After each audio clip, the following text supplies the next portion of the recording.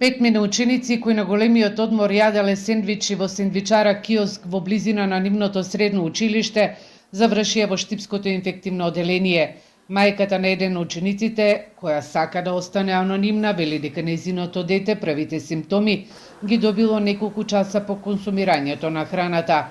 Се сомнева во квалитетот на месото или компирите. Веќе неколку дена се тука, од четврток и петок се тука децата, како има тровање.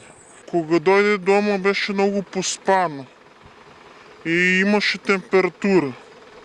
После имаше гадење, проливи и продолжи тоа во петокот цело време. Од Агенцијата за храна и ветеринарство денеска преку соопштение информираат по добиена пријава од Центарот за јавно здравје Штип дека 5 лица се здобиле со симптоми на труење, извршиле инспекциски надзор во сендвичарата, земени си примероци од инкриминираната храна за лабораториско испитување и брисеви од работните површини.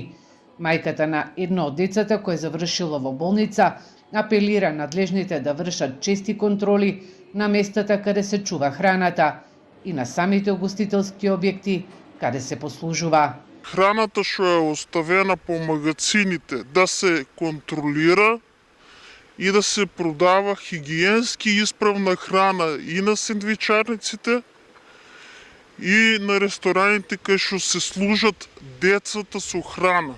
По наредба на инспекциските служби на Агенцијата за храна и ветеринарство, сендвичарата е времено затворена се до добивање на резултатите од лабораториските испитувања, со кои ќе се потврди нејзината безбедност.